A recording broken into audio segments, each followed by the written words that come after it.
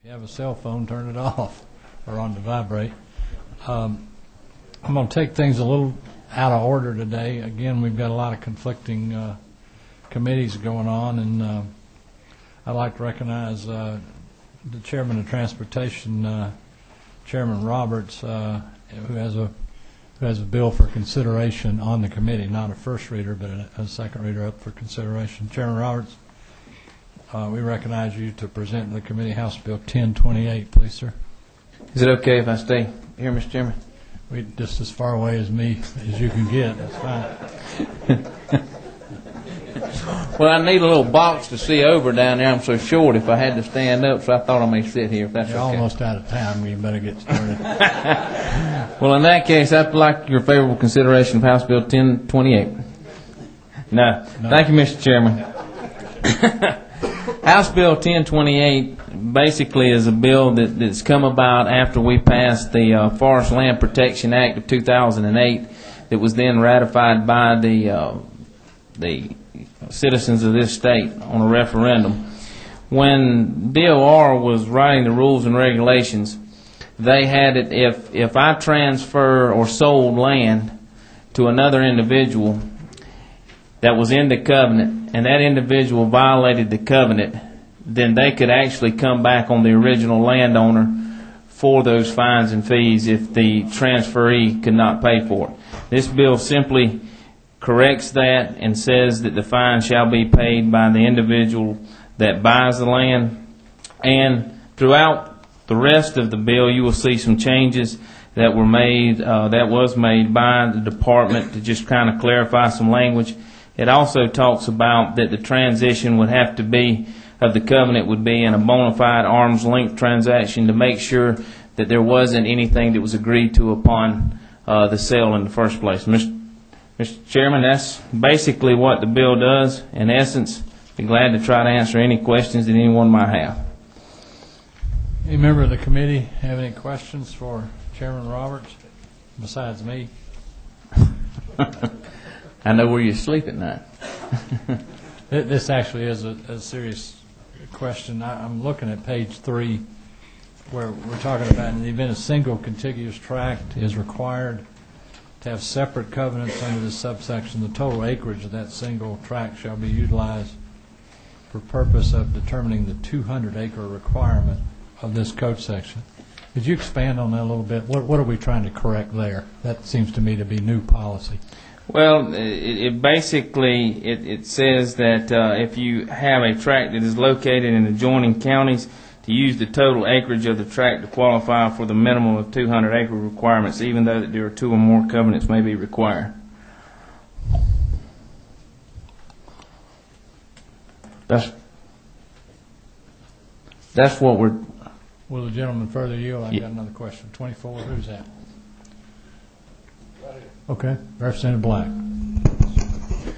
Would that not also be used to get around the requirement that all contiguous land would have to be in the covenant?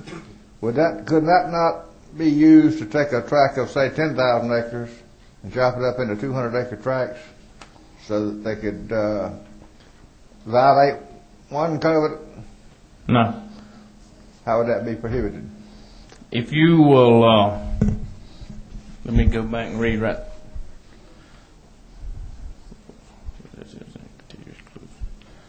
Exemption that word right now. Let me find where's that. I ain't got my glasses too. I apologize for that. So I'm gonna have to.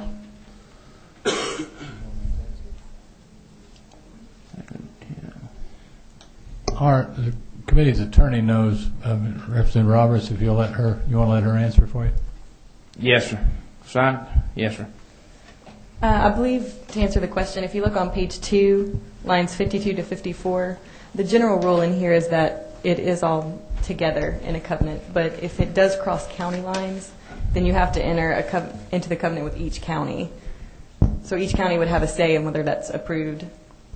But the general rule on page 2 is that if it is contiguous within a county, it is in one covenant. Okay. Yeah. I don't see any other questions. What's the wishes of the committee? got a motion from Representative Knight to pass. Do I hear a second? Second from Chairman Stevens. Is there any further discussion by the committee? All in favor of the motion to pass, please signify by saying aye. Aye. Opposed, like sign. We'll have it up to the Rules Committee this afternoon, Chairman Roberts. Thank you. And if you need to be excused, seriously, you can go. Okay, thank you, Mr. Chairman. Okay, now we'll get back on our normal schedule for our first readers, and I've had one representative ask me that also has conflicts and so forth. Is Representative Butler here? Did I lose him? Representative, you're recognized, please, sir, to tell us about House Bill 1051 and the accompanying House Resolution 1238, sir. Thank you, Mr. Chairman.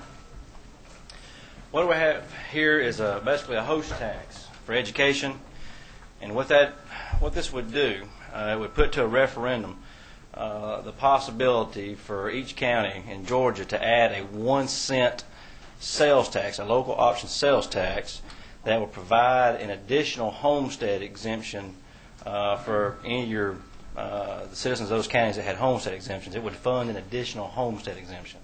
It's actually the exact same thing that most counties and cities have right now, just for the cities and the counties. The school system does not have it. They only have the 1 cent for the SPLOS, or the ELOS, however you want to call it, whereas the cities and counties have a SPLOS and have a host tax. Basically, what you could do is you could see a significant savings for your homeowners on their education part of their property tax. Spread the cost out by using a sales tax. It would fund an additional homestead exemption. Will the gentleman yield the question? Yes, I would. Representative Black. This would still be subject to the 3 cent total local tax. Yeah, now this would not affect anything that's already currently in place. This would be an addition. And you're aware that right now there are 4 local taxes that they can have. Right, now this here, the constitutional amendment will allow you to go up to 8 cents instead of this, like right now. This would not be subject then to the 3 cent cap. No, this would be in addition to that. Representative Flood. Thank you, Mr. Chairman. Representative Butler, the line 15 and 16 of page 1 says this is... Okay, which, the House bill or the resolution? House Bill 1051. Yes. Homestead option sales and use tax for educational purposes. Yes. But I just heard you describe that the tax would be used to offset the homestead costs, so reduce the property tax on the value of the home. Correct. So how is it going to be used, if at all, for educational purposes? Because this money will be dedicated to go to your local boards of education. What it does, this is not going to get you additional money. This is done expressly to provide property tax relief for the homeowners in your district. So it's really not for educational purposes? No, it actually is, because it only goes toward your school boards. It doesn't go anywhere else. No, but what you're saying is the money that the school board would get would be offset by their corresponding cut in the tax that the homeowner would pay. It would. Yes. Well, not exactly. You're not talking about a cut. You're talking about basically you're replacing funds. You're not cutting. Is it a dollar for dollar rollback? Is that what you're dollar for dollar rollback? Of course, I have talked to a few people. We've talked about maybe possibly putting in there like a 90% rollback, which in that way you would have a 10% gain. So, but it still goes to my question: how is this being used for educational purposes? Maybe you should rephrase your question, because I'm not really understanding where you're going with that, because the money can only be used by the school board. By the school boards. But it's not being used for education. Yes, actually, it is being used for education, because the school boards are getting the money and they're using it to spend on education. I thought you said that they were using it to offset the cost. They're cutting the cost of the. Okay, you have a property tax that's on your property tax bill. Let's say it's $5,000. Okay, no, let's just talk about the part that's just for your education. Okay. That goes directly to your school boards. $2,500. Okay, and let's say either you're in a county that has a homestead exemption, or you're in a county that does not even have a homestead exemption for just education. Right. Okay. What this would do, through this 1 cent, it would fund a homestead exemption to roll back the property taxes that you're currently paying on just your education portion. This 1 cent would fund that rollback on your tax bill. So instead of the homeowners having to have the entire burden of helping fund your local school system, it'd be spread out amongst everybody. So it's essentially a property tax relief bill, not an education bill. Well, I mean, you can look at it both ways. Okay. But, I mean, the reason why that caption's in there is to make sure people understand that this is for the education portion of your property tax, not for your cities, not for your counties. It's not a municipal thing. It's not a county thing. Okay. It's just part of the title. As a follow-up to that, do you know, and this is a real question, and I'm sure we're going to vet this out a lot more in subcommittee, if there is a rollback, that would be a reduction, it would manifest itself typically in a reduction of the millage rate. Would this impact the 20 mil cap for educational purposes? My original bill that I dropped last year that you guys have in here and I've decided not to pursue, it affected the millage rate. This one does not. This creates basically a rolling homestead exemption, which will be based on the previous year or actual collections. So it does not affect the millage rate at all. It does not roll back the millage rate. It creates an additional homestead exemption. You understand what I'm saying? Yeah, okay. So like, let's say, for example, they collected enough in this 1 cent sales tax to provide a $10,000 homestead exemption with what was collected, and that's what you would have in that tax year. And maybe the next year you might have a $12,000, or the next year you might be an $8,000. It rolls from year to year depending on collections, but it does not affect the millage rate. We didn't want to do the millage rate because the fact of the cap and the confusion that would cause for the school boards. Chairman Sims? President Butler, do you have a fiscal note for this at all? Have you got one applied for? This one does not require a fiscal note. It does not cost any state funds. Well, it's going to cost something because somebody's got to collect it, but I just wondered. Okay, that's fine. Well, no, it's the fee is in the bill. The state gets a 1%. Okay. Representative Butler, we're going to assign this to our sales tax subcommittee. That subcommittee is chaired by, where's my cheat sheet? Representatives Martin Scott, Chairman Don Parsons, and David Knight, Representative David Knight. Either three of those gentlemen can arrange a hearing for you at your request. The sooner the better. Thanks very much. Appreciate you being here.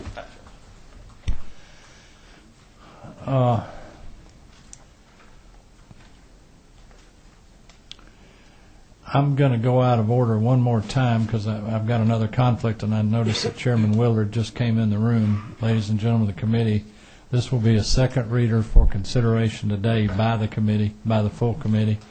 Chair recognizes the chairman of the judiciary, Representative Wendell Willard, to tell us about House Bill 991. Thank you, Mr. Chairman. This bill will be familiar, I think, to everyone on your committee who served last year and maybe before that even. The bill passed through the General Assembly last year. I've got the number of it. The same bill except for one change I'll tell you about in a minute. The governor received the bill, and he went back to his days when he was serving in the Senate, and he was involved with the local option sales tax, setting it up back in the early 90s. And there was a provision that he was the author of in the original legislation that he found was not in my bill. It was being struck. So we had conversations, and he was adamant he wanted to have that back in there, and so he vetoed the bill. So I'm back this year with the same bill, but I put his language back in there. I'm going to tell you about it. You go to page 3 and begin on line 95, which is section 5. This has been now tailored, using his same language, but tailored in the sense to comply with what we've done as provision in this bill. I call it the doomsday provision, and the doomsday provision states if they haven't reached an agreement by a certain time, as far as the cities and the county, on the reallocation of the sales tax, local option sales tax money, there will come a day when this will come to an end because of their failure to reach an agreement, and the tax will stop and it will go away without any further action. The reason I say it doesn't really serve particularly a purpose, if you go back to the language we have of the current bill, which starts on line 41, page 2, the parties have 60 days in which to reach an agreement, and failing to reach that agreement in the 60-day times, as you come down to section 4A, beginning on 48, there's a provision in here that either party may then file a notice to have the thing go to court for a resolution, and that petition shall be filed no later than 30 days after the last day of the 60-day alternative dispute resolution period. So we have really built in a procedure that will bring about a completion and a resolution of the whole thing. But to, as I'm sure the chairman will attest to, the governor has fixed ideas of the way things to be done. So we have placed his language back in here as a way of satisfying that portion that he wanted to be continued in the legislation. So we have it in. It is a good bill. As you know, we call this the baseball arbitration approach. It's a great approach. In fact, I've heard others using this in potential ways in government, again, to bring about ways of resolution. So I commend y'all to hopefully, again, approve this bill. We'll take it forward, Mr. Chairman. I'll be glad to answer any questions. Thank you. Chairman Sims. Chairman Willard, on the line 48 through 53 there, yes, the non-binding arbitration and or mediation, you're not just saying that it has to be binding arbitration. You can do mediation also. Is that correct? Right. Whatever the choice is of the cities and the county as a way of trying to resolve their dispute. If I remember last year, it was just binding arbitration, or did you have that in there? No, we had it that way also. Okay, I just couldn't remember. Thank you. I believe both ways, yes. Okay. Any other questions, members of the committee? What's the will of the committee? I have a motion by Chairman Stevens, move for do pass. Second. I have a second. Any further discussion? Seeing none, all in favor of the motion do pass signify by saying aye. Aye. Opposed, like sign. Passes unanimously. Well, thank you, Chairman. Members of the you. committee, so much. Appreciate your support.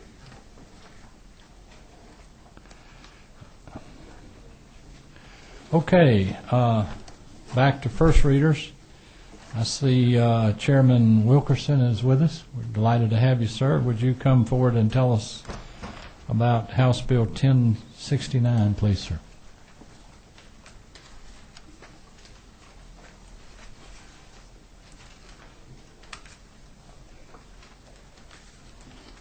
Thank you, Mr. Chairman.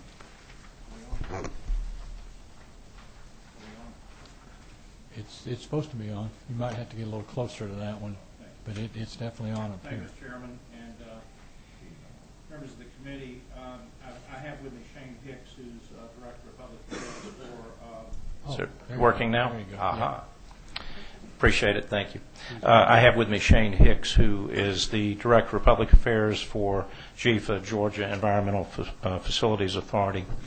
House Bill 1069 is a bill that will put Georgians to work. It is based on the stimulus funding that we received in 2009 and funding that we may receive in 2010, and it is designed for energy and water conservation materials, installation, homes, businesses, everything that's been approved by Energy Star, EPA, and so forth, all those sorts of equipment. Any Georgia taxpayer can qualify for this program. We're looking at a tax credit of $2,500 or 25%, whichever is less, for the purchase and installation of conservation materials in homes and businesses. I want to make that clear. This can put a lot of people back to work. It can help the environment. But again, it is only based on the funding that we would get from Washington in stimulus funds. If we don't get the funding, then obviously we're not going to ask that it be implemented. And I might add, Mr. Chairman, Shane and I were just reviewing the programs from last year. If anyone has any questions, Shane has details on those, of the ones that we implemented across Georgia. There are not that many funds left from 2009, if any, to my knowledge. But we're pretty much expecting there will be more, and we'd like to see them go to energy conservation products. And again, this is going to help the environment, and it's going to put a lot of people back to work, particularly small contractors. We've got pipe fitters, we've got electricians out of work, and this is a bill that indeed would help get them jobs.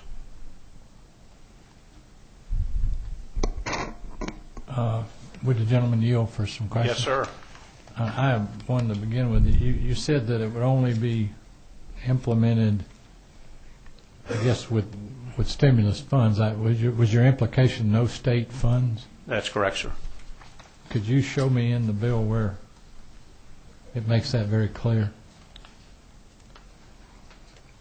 It should be in the bottom section. Just a moment.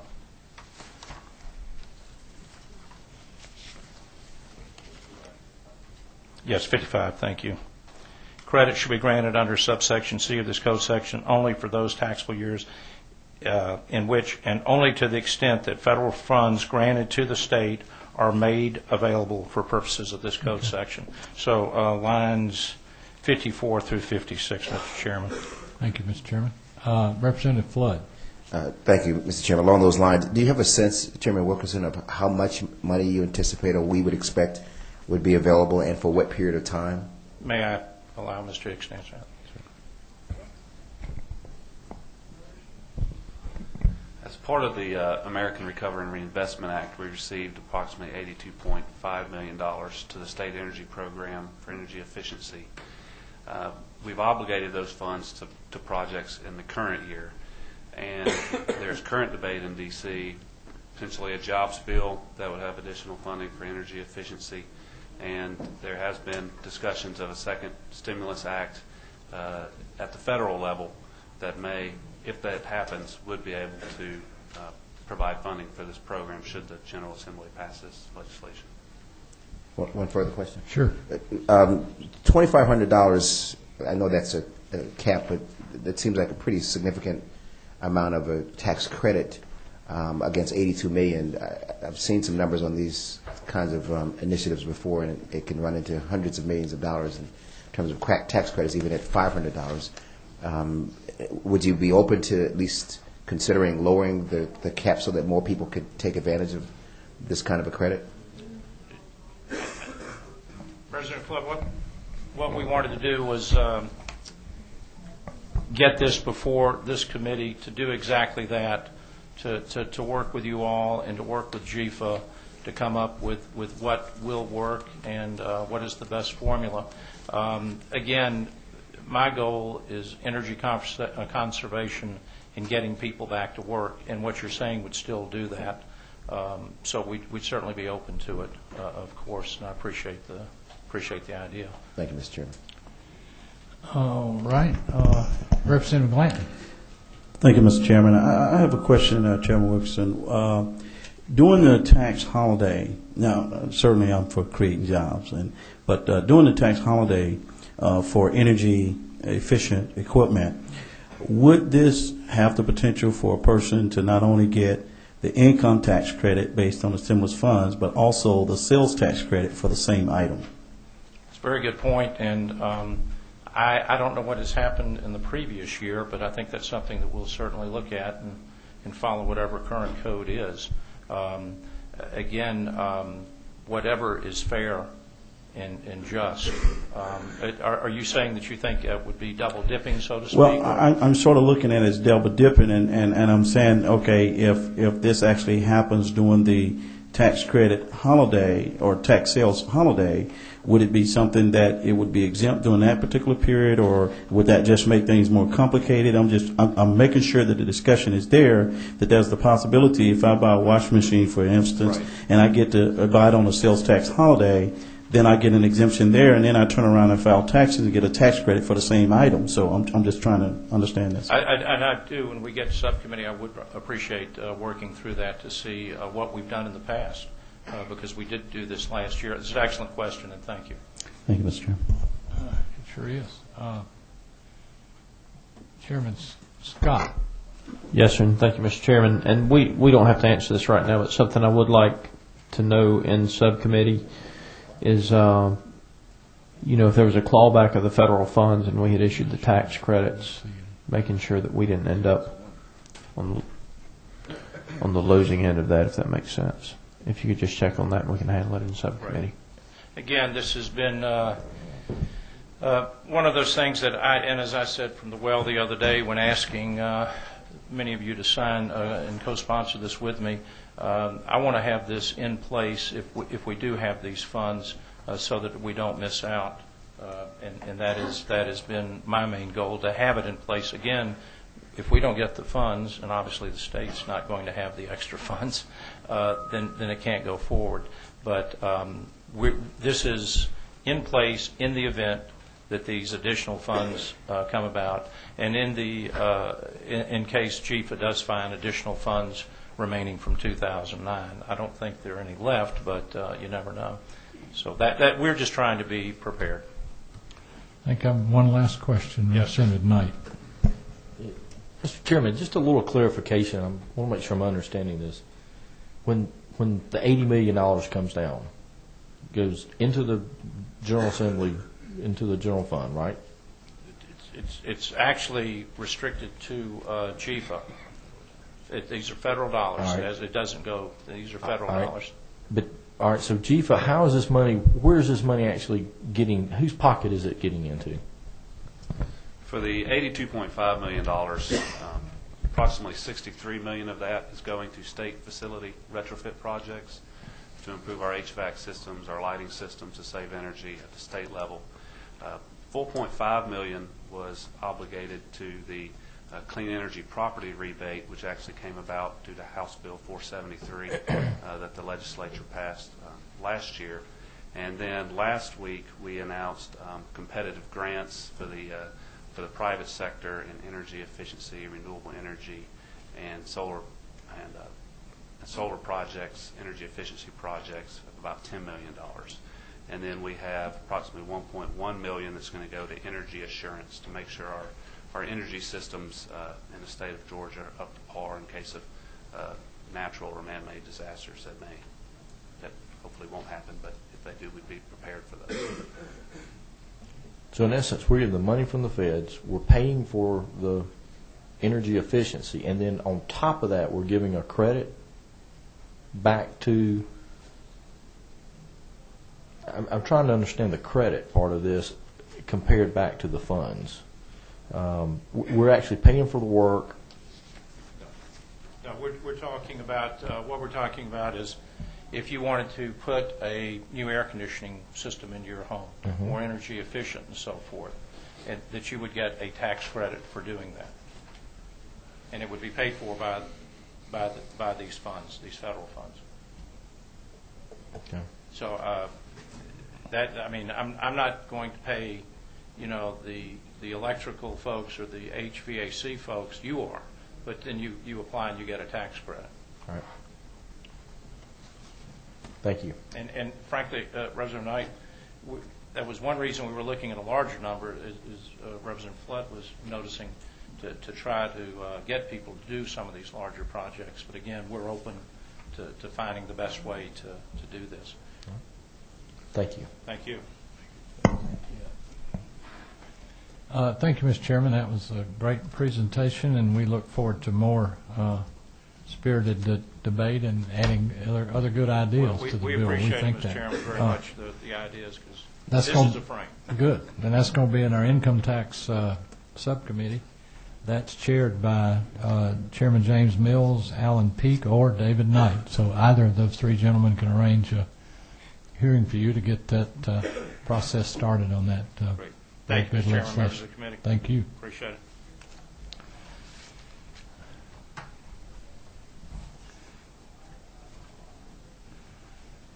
Okay, Representative Bubber Epps, are you? I see you there, sir. If you would come forward wherever you're most comfortable, here or over there. And you're recognized, please, sir, to tell us a little bit about your House Bill 1041. Thank you, Mr. Chairman. Representative Jackson and I have the privilege to bring before you today House Bill 1041. This bill is simply amends Code Section 485304 of the Official Code of Georgia relating to approval of tax digest when property is in arbitration or appeal. And basically what it does is under the current wording, the Commissioner shall not approve any digest when the assessed value that is in dispute for any property or properties on appeal or arbitration exceeds 3% of the total assessed value of the tangible digest of the county, or 3% of the number of properties. In years in which reevaluations or reappraisal programs are done, this increases to 5%. Under the wording of this amendment, the Commissioner, it would say the Commissioner shall not be required to disapprove or withhold approval of the digest of any county solely because appeals have been filed or arbitrations demanded on the assessment of any property and number of properties of the county. Mr. Chairman, what we're seeking to do here is just simply remedy the situation where the county digest is held hostage during an appeal period. We're not altering the appeal process, weakening or making any attempt to alter the appeal rights for property owners. We're simply asking that during this process of appeal that the digest be allowed to proceed on to the Commissioner for approval or disapproval or whatever. But Representative Jackson wants to give us a case in point of a situation his county is currently facing and has in years past relative to the issue that this causes. Thank you, Mr. Chairman. I'm from Washington County, and we have mineral owners in our county that own large tracts of land, and our tax digest has been held up on a number of occasions, particularly 2004, 2005, and 2009. And this would simply help us. It wouldn't hurt the landowners in any way. They can still appeal, but it would help us in getting our tax digest out. Thank you, sir.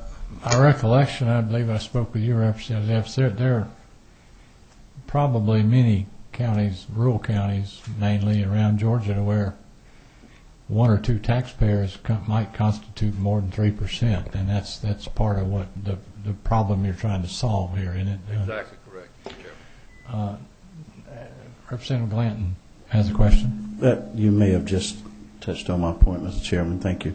One of the concerns I would have, and you can help me out here, but I noticed you just said the 3%, and I think that might have answered my question. But the question I had was, if they submit the tax digest, and then budgets are made as a result of that tax digest, and then that's an incorrect digest, then wouldn't that create some shortfalls in the budgets moving forward?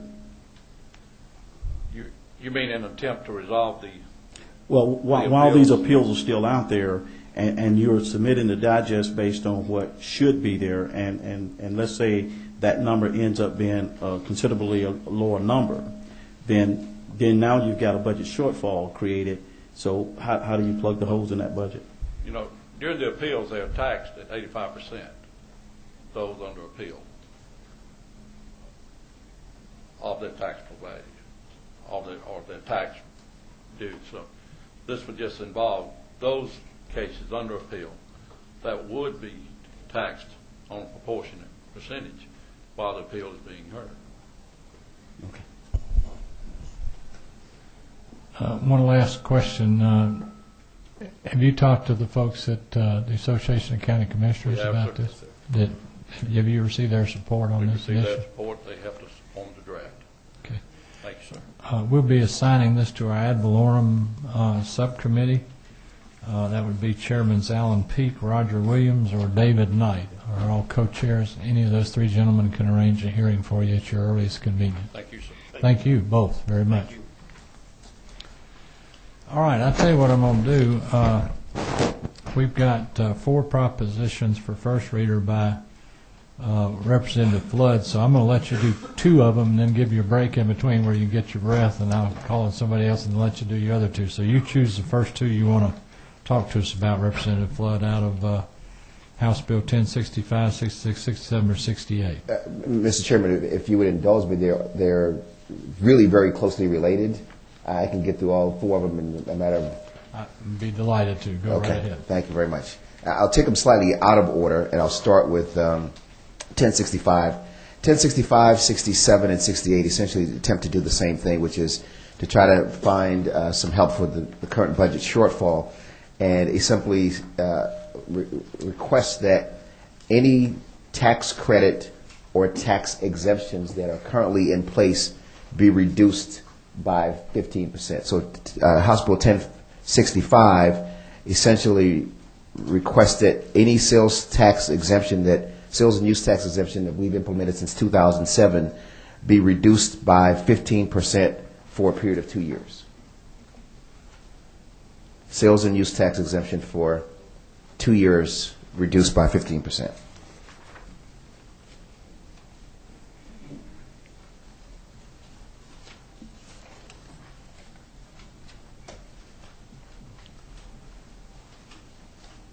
Okay.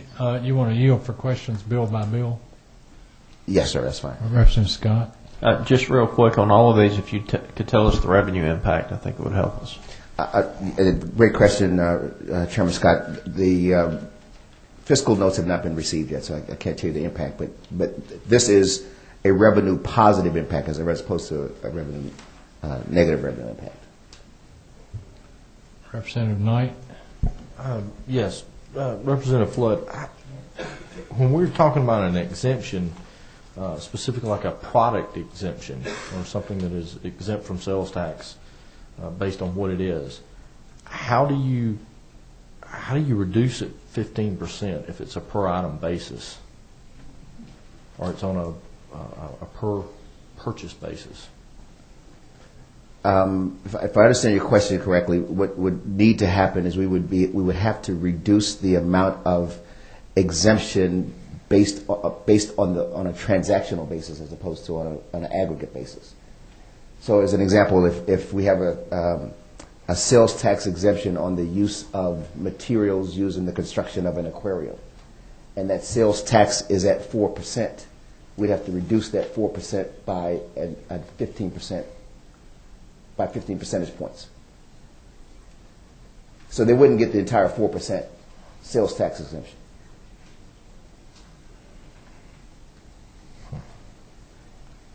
And would this apply all the way across the board with our local? Just state. Okay. All right. All right. I don't see any other questions. We're going to assign that House Bill 1065 to our sales tax subcommittee. Okay. Thank you, Mr. Chairman. House Bill 1067 is an income tax credit in the cases where there is a cap. As an example, we have a telework credit that is $2.5 million. This would reduce that cap by 15%. Again, for the period for 2 years, reducing the cap of a credit that is available, reducing the amount of that cap by 15%.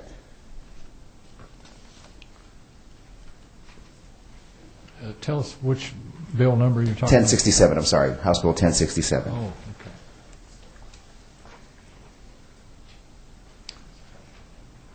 Okay, well, I don't see any questions from the committee. We're going to assign that to our income tax subcommittee, which you're a member of the committee, you know, Mr. Chairman. So go ahead. Thank you, Mr. Chairman. House Bill 1068, essentially the same thing, but for those, and this had to be written this way because of recommendation from Legislative Council, but for those tax credits where there is not a cap, but where there is a claim that can be made up to a certain amount. So, for example, we have a provision that allows rural physicians to get a tax credit up to $5,000. This would reduce that $5,000 by an amount of 15%, so the maximum they would be able to get as a credit would be $4,250. That's House Bill 1068. Okay. I don't see any questions, that'll also go to the Income Tax Subcommittee, and if you want to tell us about 66, I guess is the last 1066. For those of us who are so fortunate in the room to be subject to this code, this would impose a 1% 2-year surcharge on incomes over $400,000. Only for incomes over $400,000.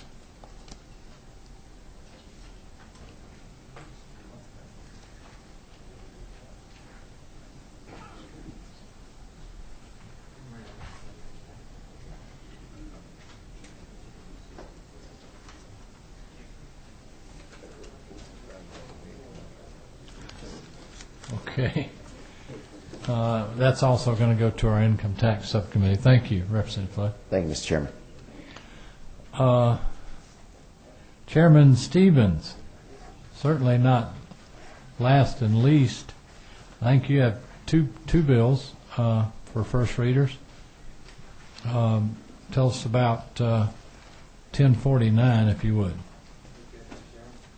1049 is just another SPLOST, a tool in the toolbox for SPLOST. If the counties so choose, it gives them the authority through a referendum to allocate 1/10 of a penny dedicated to the arts and economic development. This is not something new. This is something that has passed overwhelmingly exactly this way in Colorado, Utah, and Minnesota.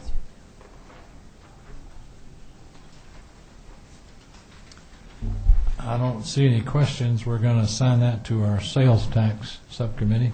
Okay. No, I do. Sorry, I do. Excuse Chairman Peake. Thank you. I just indulge you for just a real quick question. Chairman Parrish, Chairman Stevens, sorry. You're forgiven. If you'll talk to the microphone instead of him, we can all hear you. Sorry, we were having a private conversation back here. I appreciate you bringing us on. As you know, we've got an issue in Bibb County with our halls of fame that we're trying to address, and so I'm assuming, make sure I understand the bill. I know we're going into more detail of it, but this would be applied to a new SPLOST that would be voted on in the future? Yes, exactly. And it would be up to 1/10 of 1%? In increments of 1/10 of 1%. You could do less than 1/10 of 1%? No, 1/10 is the minimum. Okay, that would be devoted to the arts as allocated and defined by the counties and the cities who, the county basically comes up with the SPLOST proceeds. Exactly, and according to the bill, it has to go for the primary purpose of advancement of the art, music, theater, dance, history, natural history, animal science, and botanical research. And can be used for operating expenses? It can, yes. Good question. Thank you for your spill for supporting us. And Macon and Bibb County could use that. They sure can. Thank you very much.